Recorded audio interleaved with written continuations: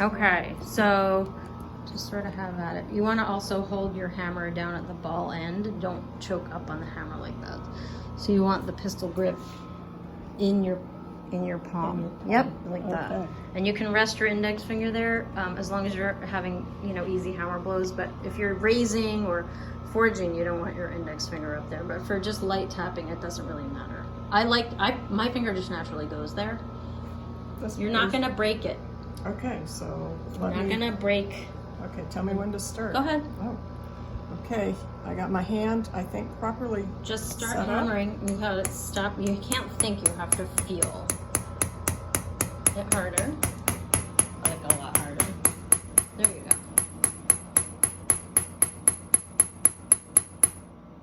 Good. So this is the rectangle embosser, and it's just, yeah, if you hit hard, it will, the concussions will help it kind of travel along.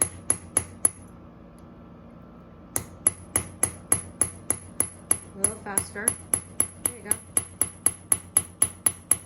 Okay, so let's see what you have there. It's a nice run. Deep. It's a nice run. It doesn't need to be deep. It's good. That's a good run.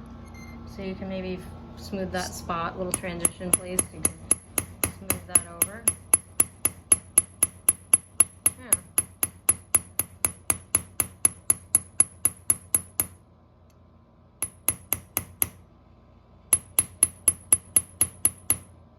Great. Let's see the tool you're using, so we can review.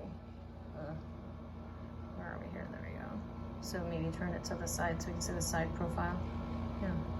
So it's a pretty small. Do I have my hands right? Yep. Okay. So all right, we're gonna go to. Let's go to the vein in the leaf. Sorry, the stem. And we're gonna do this one here. Yeah, I would use the small. If you have the small pattern set, you can use the small rectangle embosser. But if we're talking about the 25-piece core set, I would choose this tool. It's the closest thing to it. Works as a tiny oval embossing tool, and it will fit nicely in that vein. Okay. Just find the direction and the orientation that works best to get in there. Turn the design the way it makes sense.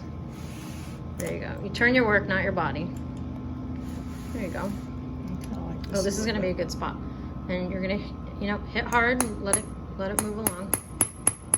You're not going to break it. A little quicker. There you go. Hitting a little harder is actually makes it move along a little easier. Little skips. Yeah, if you're too timid, it'll. You also don't want to hold it with the death grip. You gotta let it go, let it move. Oh, okay. Yeah, if you're holding it the right way, it shouldn't be hard to hold it. Okay, so Oh, that looks good. Yeah, but well, your transitions will get smoother as you become more comfortable with the tools. So I would go a little farther into the leaf and just feather off of your, pressure. Okay. Sort of tap, tap, tap, tap, tap. Not so hard. Just feather lightly off. Quick and light. Okay. Is that what you meant, like that? All right. So let's go into a rectangle embosser now. I would take the same one you used for the. This Oh one wait, here? do we want to start the point of the leaf? No, let's start right here with the rectangle right here. Okay, so we're going to use this one here. Yeah, that's what I would choose for that spot. Again, if you have other tools at your disposal, you just choose what fits the spot and will make the mark that you want. Today we're using the Nechamkin 25-piece set, Okay, so that's. so around. I like would, this. if this were me, I would choose to use the short side.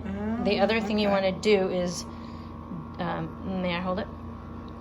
Is kind of favor the pressure towards the front side of the tool so you can really establish the edge of that leaf.